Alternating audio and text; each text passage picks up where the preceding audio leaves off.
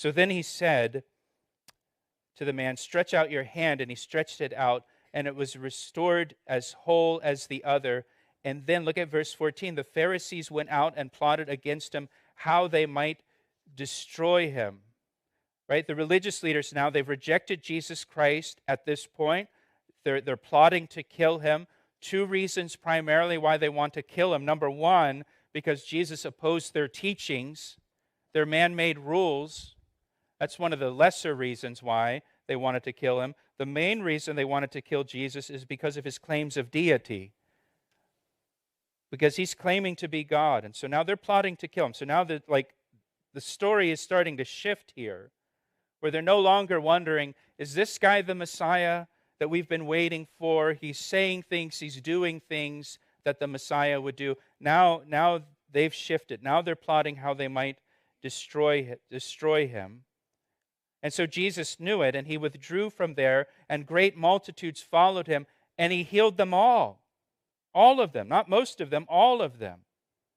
And so here you have a guy who was plainly claiming to be God, and then backing up his claim with all of these healings, healing every person that's brought to him. And they're plotting to kill him.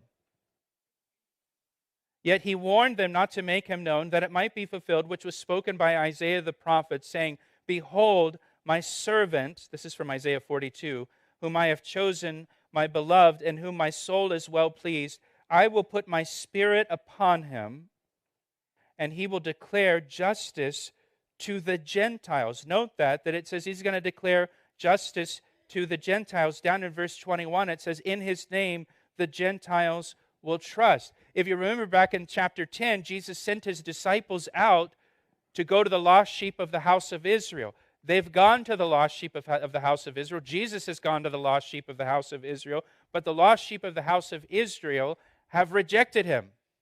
They're now plotting to kill him. And so now we see that his ministry is going to shift to the Gentiles, or the non-Jews. He's going to declare justice to the Gentiles. In his name, the Gentiles will trust. And so we see here kind of this hint that the gospel is going to go to the Gentile world primarily, which it has. Romans 11, verse 25 says that blindness in part has happened to the Jews until the fullness of the Gentiles comes in. The focus right now of the ministry of Jesus Christ and the work of the Holy Spirit is in Gentiles, non-Jews primarily, and that work will continue until the fullness of the Gentiles comes in, and then God will shift back his focus to the Jewish people, and that's going to be during the tribulation period. And so now, at this point now, it's almost like the calendar with the Jewish people, God is hitting pause on it because they've rejected him. And the focus is going to be on the Gentiles. Then once he's finished with the Gentiles and the fullness of the Gentiles comes in, then he's going to hit play again with the Jews, and he's going to refocus back on the Jews. Verse 19, "He will not quarrel nor cry out, nor will anyone hear his voice in the streets." He's not going to be out in the streets shouting or marching. They've rejected him.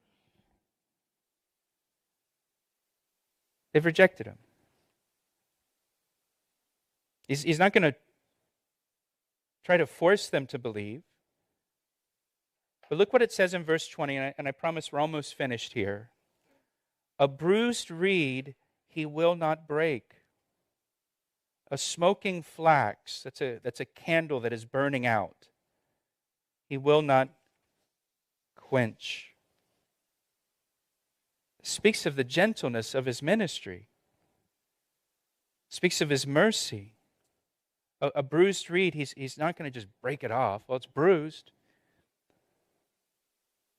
Might as well just break it. "A smoking flax he will not quench." Well, the fire is almost burnt out. You might as well just put it out the rest of the way. What's the point? No, here with Jesus, a bruised reed he doesn't break. A smoking flax he doesn't quench. If you're here today and you're bruised, you're beat up by something. You come in today and you're just battered.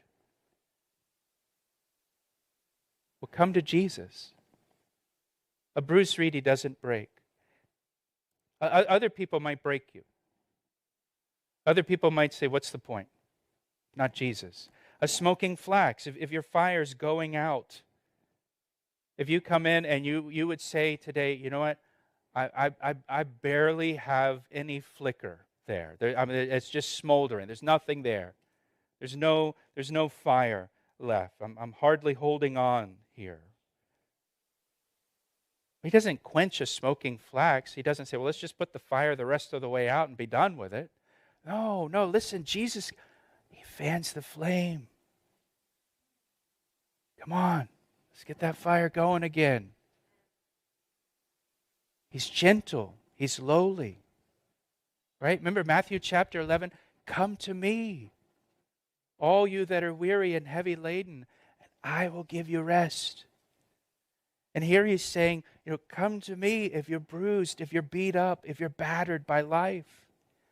I'm not going to just break you. Come to me if the fire is almost out, if you're barely holding on, and I'll get the fire going again. Let me minister to you. Jesus died for us on the cross to save us. He was buried, and on the third day he rose again, and he invites us to come to him so he can take our burdens, so he can bind up our wounds, so he can heal our broken hearts, so he can get the fire burning again and restore to us the things that have just gone out.